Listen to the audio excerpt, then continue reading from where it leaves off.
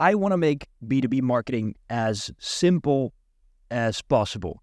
And to help doing that, in the next couple of podcasts, I'm going to look at specific situations in the life of a business and how at that point I would apply marketing to grow the business, basically. So whether it's a product company, a service company, or anything in between, all within B2B, of course. So this week, I'm going to start off with the following situation. We have a service business, a small service business that is doing $2 million in yearly revenue and has 20 FTE. Could be an accountant, could be a cybersecurity advisory company, could be an online marketing agency, could be a lawyer, and so on and so forth. A service business that does $2 million in revenue and which has 20 FTE. The business has grown organically through referral and through the own network of the founder, but has never actually set up a marketing machine that got the business in inbound leads, right? So the business has grown slowly over the years through the network of the founder and referral, but never had a marketing machine. So imagine you are the founder of the business or the marketer working at this business, and you are responsible for the marketing machine, setting up the marketing machine for the first time for a company that never has done marketing. You have a media budget of $4K, and that's it. This is what I would do.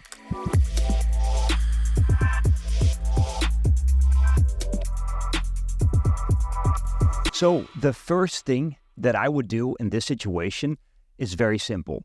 I would start posting on LinkedIn for 3 times a week. It's important that not a junior or an intern writes the posts and posts the posts. It's very important that the founder writes and posts the posts, or some executive or some expert in the organization that really understands the pain points of the prospect and can talk about your product or service with the most passion, right? So post 3 times a week. This is the easiest way to get exposure.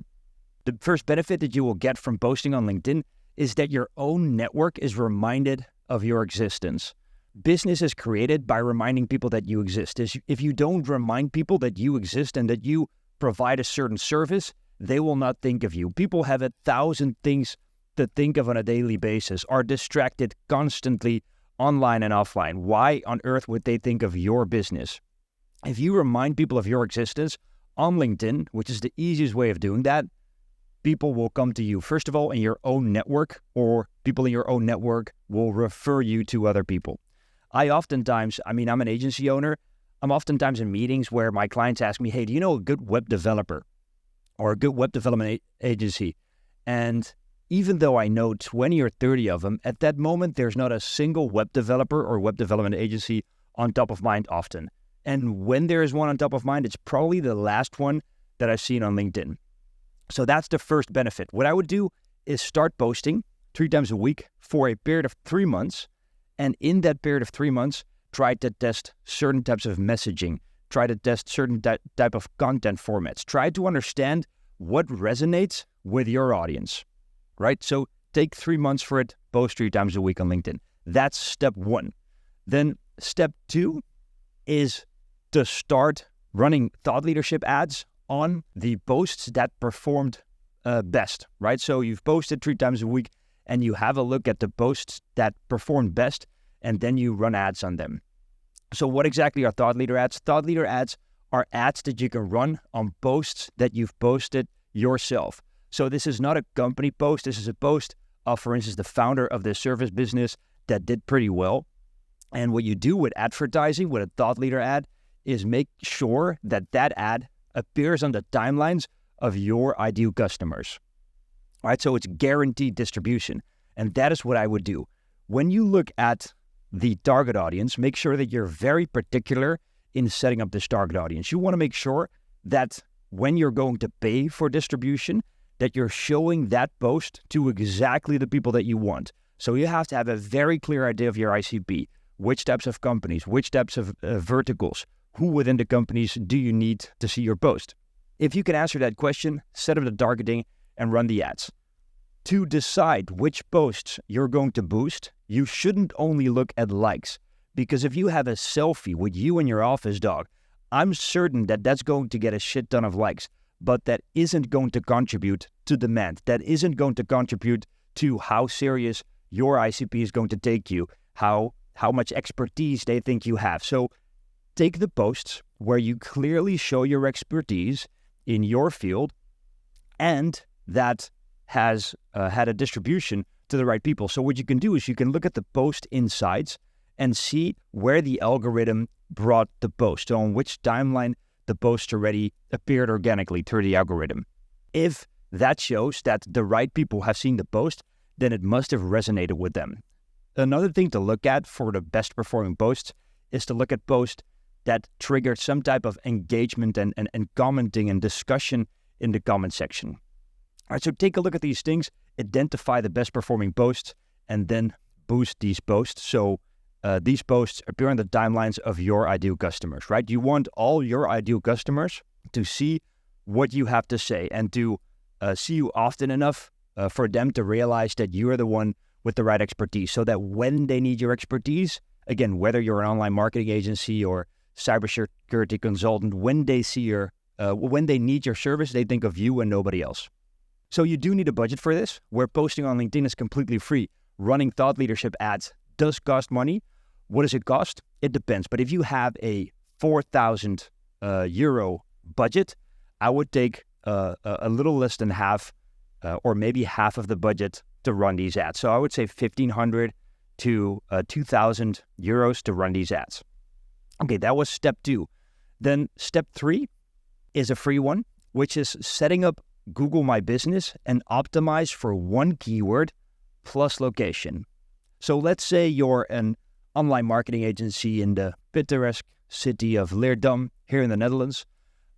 You want to optimize for online marketing agency Leerdam or digital marketing agency Leerdam, whichever one isn't taken yet by another agency, right? So you have to see what is available.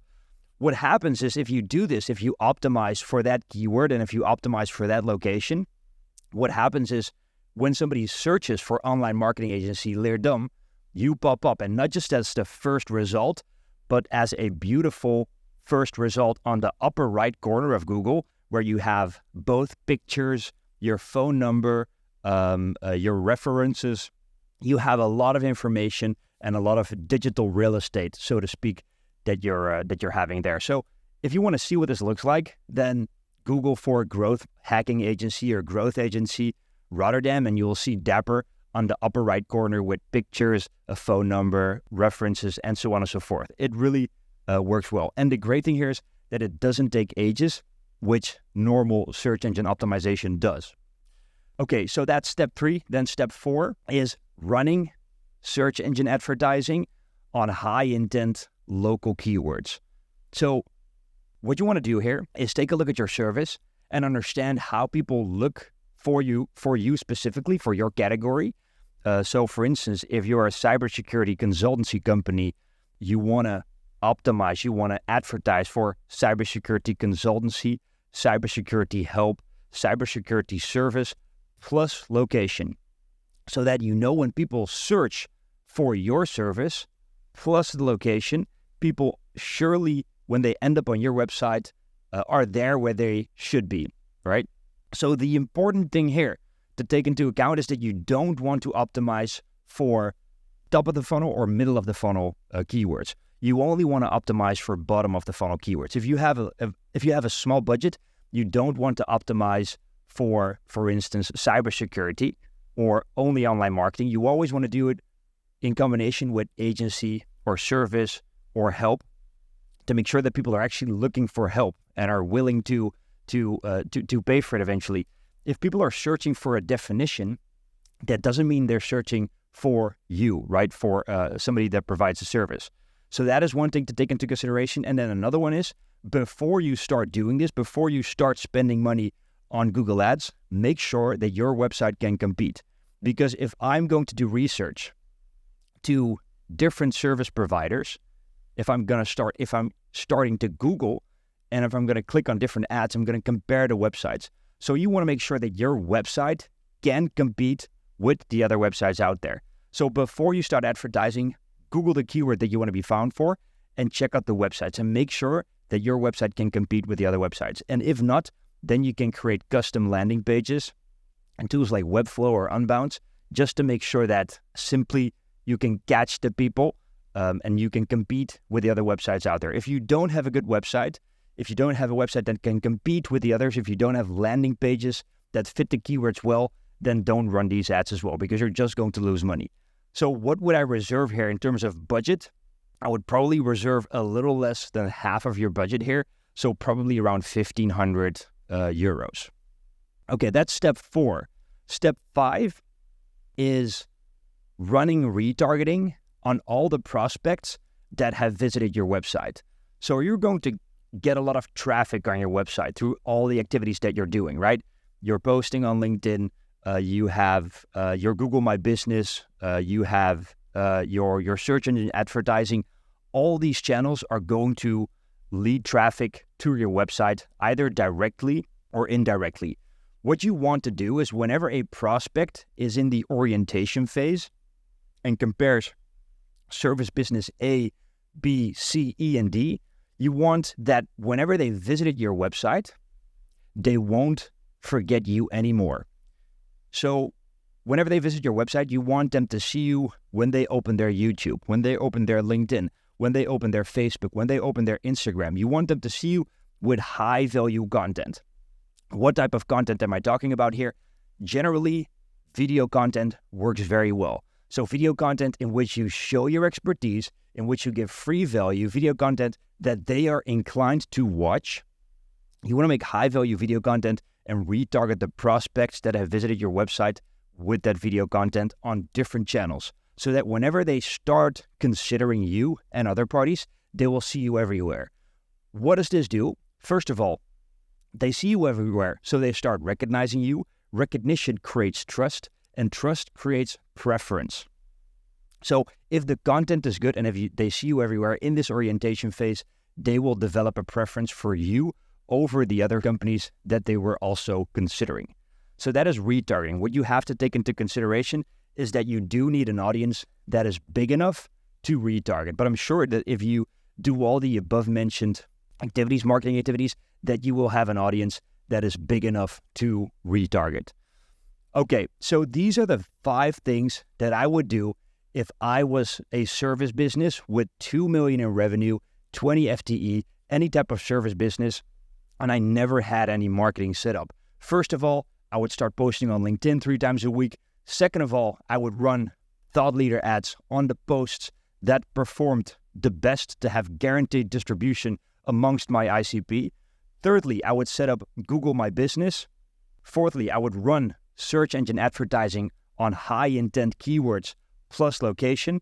And lastly, I would run retargeting campaigns on all the prospects that have visited my website. These 5 things I would do.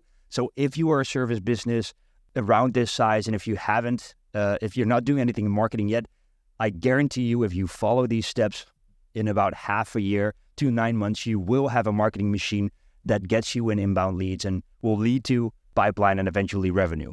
So guys, if you like this podcast, then please subscribe to the podcast.